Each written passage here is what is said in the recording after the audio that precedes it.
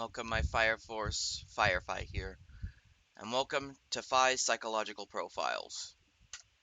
Today I'm going to be analyzing the characters from Inscription, starting with Leshy. Now, Leshy is a very strange character. Despite being very much an evil, cruel character, despite this fact, he isn't the worst, I suppose you could say.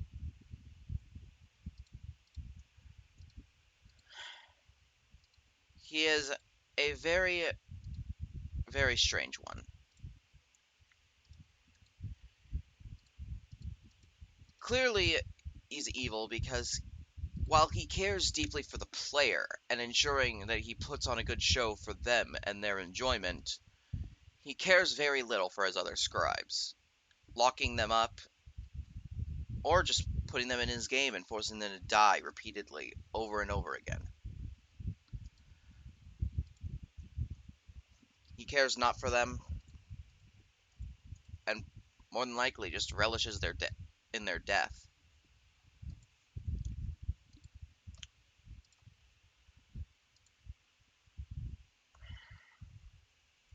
Because of this, the scribes often just resent him as well because of what he's put them through.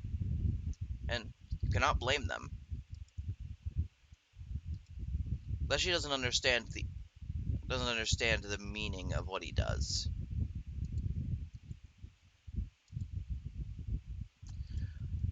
He has good intentions, but that might be the only good thing he has. He'd kill anyone if it meant that he could just if it meant he could do something else for the player, he would do anything. And that's truly, truly awful.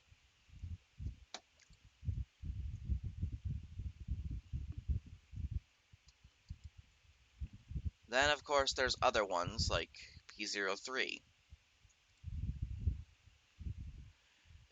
Another strange one in that he can't.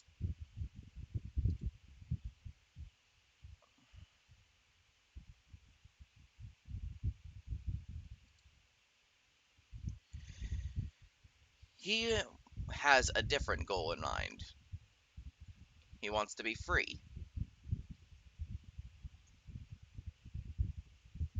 Of course, nothing wrong with that in general. But the problem is, because of that, he risks spreading things like the old data throughout the world.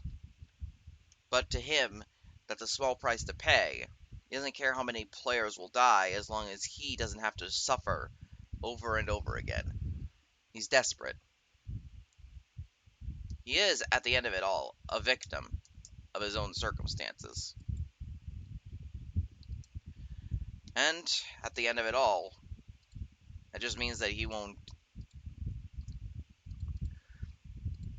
At the end of it all, he was successful, and perhaps extremely happy with that.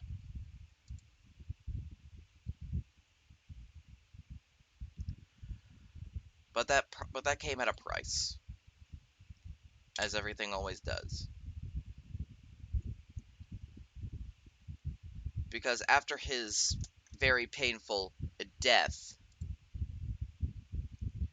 he did manage to spread the old data, and because of it, is the game that I'm playing right now.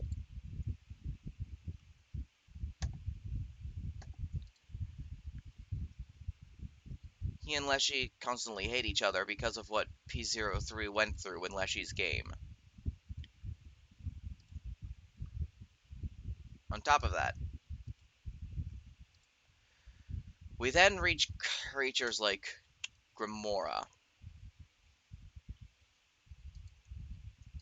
who forced many, many painful things onto onto the others by deleting them. clearly, in her hatred of the, in her fear and hatred of the old data, she clearly got depressed, given that she and the others were built on top of it.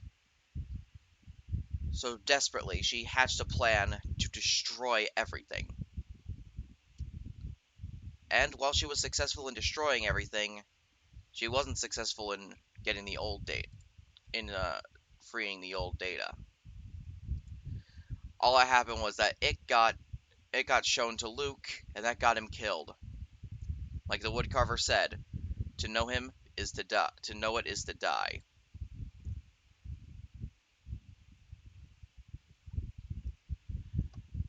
That's really unfortunate for everyone involved. Grimoire, like Leshy, had good intentions, but her fear was ultimately her downfall.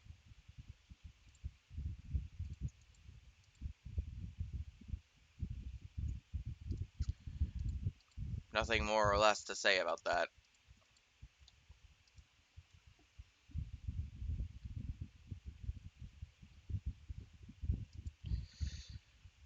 And then we reach creatures like dear old Magnificus, who, strangely, is not too cruel of a character.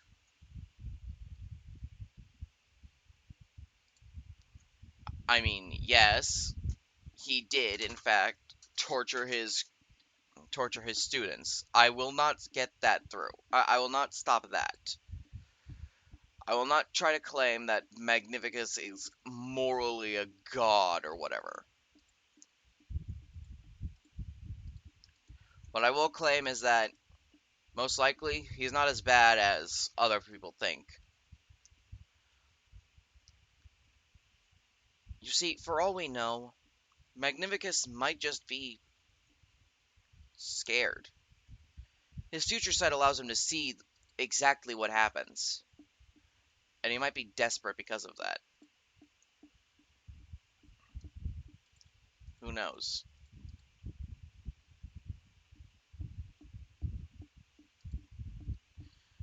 I certainly don't. What I do know Mag- is that Magnificus, at the end of it all, was just terrified of death, terrified of his fate. So unlike the others, he fought against it.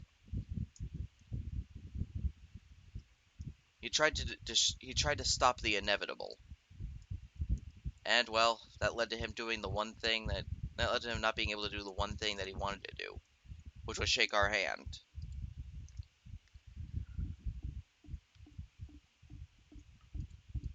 But yes, at the end of it all,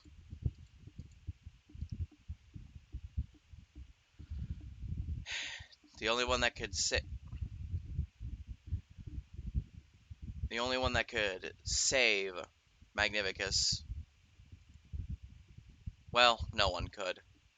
He was too stubborn and prideful to let himself be swayed by anything, really. He paid the price for that.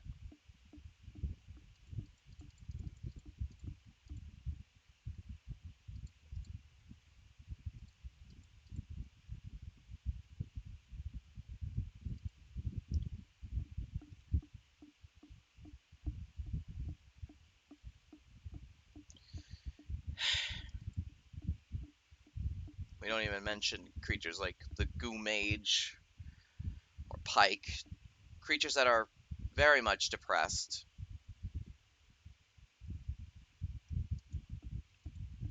very much have nothing left to do.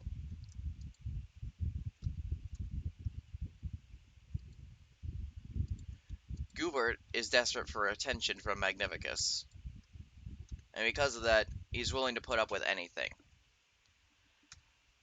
Pike, clearly a feeling of hopelessness, given how she's mastered disappointment and will understand that Magnificus will not graduate her. And Lonely, well, in his time in his sensory deprivation chamber, he's gone completely insane and now is desperate for any kind of stimulation, any kind of anything. It's not like any of us can blame them for what they went through. Not at all.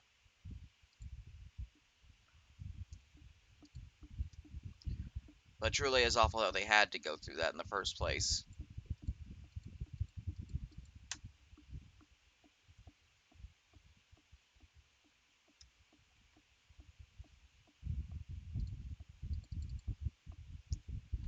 Only Magnificus could see what he truly was doing. Or perhaps, maybe he just didn't have a choice. This was how the game was made after all.